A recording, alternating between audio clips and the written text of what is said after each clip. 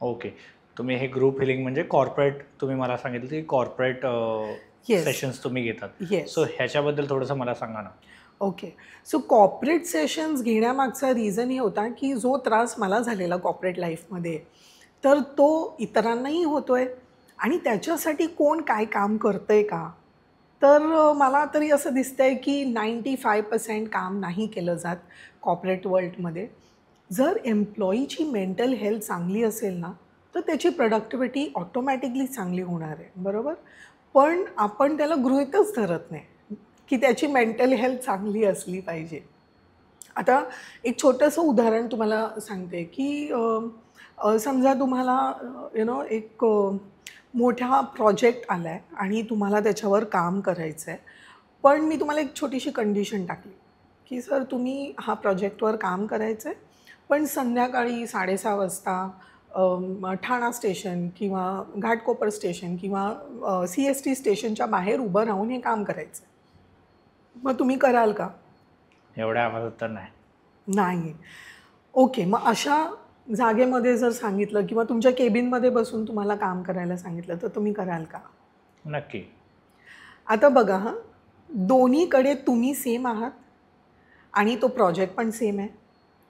पण एका ठिकाणी तुम्ही नाही परफॉर्म करू शकत आहात आणि एका ठिकाणी तुम्ही परफॉर्म करताय.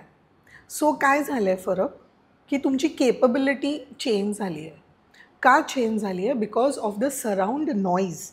स्टेशनच्या बाहेर काय असतं? हॉकिंग असते, लोकांची वर्दळ असते, गाड्यांची वर्दळ असते. त्याच्यामुळे तुम्ही तुमच्या कामात फोकस नाही करू शकत. तुम्ही कितीही प्रयत्न केलात तरी, राईट? पण तेच जर तुम्हाला एक शांत वातावरण दिलं, तर तिथे कदाचित तुम्ही 15 मिनिटात, अर्ध्या तासात तुमचं काम संपवाल. सो माणूस तोच आहे, प्रोजेक्ट तोच आहे, पण हा डिफरन्स येतोय प्रोडक्टिव्हिटीमध्ये. कारण तो व्यक्ती फोकस नाही करू शकत आहे एवढ्या वर्दळीत. So this is the impact of sound on his mind, right? जर आपण त्याला हिलिंग दिलं आणि त्याचं माइंड काम केलं, तर हिज प्रोडक्टिव्हिटी इम्प्रूव्ह होते. त्याचं कामावरचं फोकस वाढतं, त्याची क्रिएटिव्हिटी वाढते आणि म्हणून कॉर्पोरेटमध्ये आम्ही साऊंड हिलिंग इंट्रोड्यूस करतो. So that it is a win-win situation for the employer and the employee. कारण प्रत्येकाला हवं असतं ना चांगला एम्प्लॉई असला पाहिजे आणि प्रत्येकाला वाटतं की माझा एम्प्लॉयर पण चांगला असला पाहिजे. पण कुठेतरी तो मेंटल इम्बॅलन्स असतो की प्रेशरमुळे, स्ट्रेसमुळे एम्प्लॉईज खुश नसतात. सो जर आपण त्यांचा फोकस शिफ्ट केला, त्यांच्या मेंटल हेल्थवर लक्ष दिलं ना, तर तुमची प्रोडक्टिव्हिटी बघा काय देतात ते. That will definitely be many folds. So म्हणून हा प्रोजेक्ट आणि किंवा ह्या क्षेत्रात मी स्पेशलाइज करते इन कॉर्पोरेट्स. आत्तापर्यंत बरेचसे कॉर्पोरेट्स आम्ही चांगल्या लेवलचे केलेले आहेत. गव्हर्मेंट ऑफ इंडिया च्या काही कंपनीजसाठी आपण काम केलेलं आहे आणि सांगायला मला नक्कीच आवडेल की आम्हाला जी रेटिंग भेटलेली आहे for sound healing session is 95% आणि for me as a faculty it is 97%. आणि हा जो रेटिंग जी आम्हाला भेटलेली ती एम्प्लॉईज जेवढे पार्टिसिपंट्स होते त्यांच्याकडून एक फीडबॅक फॉर्म लिहून घेतलेला त्यांच्या कंपनीने की आजचं सेशन आणि आजची फॅकल्टी तुम्हाला कशी वाटली. सो ते प्रत्येक ट्रेनरकडून जे त्यांच्याकडे येतात परफॉर्म करायला त्यांच्याकडून ते एम्प्लॉईजकडून भरून घेतात. So that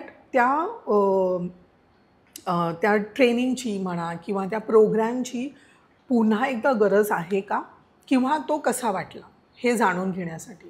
so basis that report we got it on a letter head of that company की we have these kind of 95 आणि 97% rating. So for us that is a big achievement.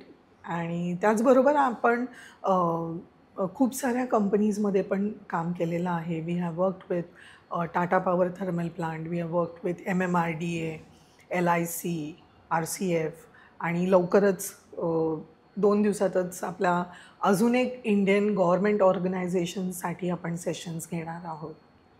So जर आपण एम्प्लॉईजचं mental health चांगलं ठेवलं आणि करू शकलो, तर एक सामाजिकदृष्ट्या माझ्या हातून काही हातभार लागेल तर I will be very happy आणि त्यांचीही कामं चांगली होतील.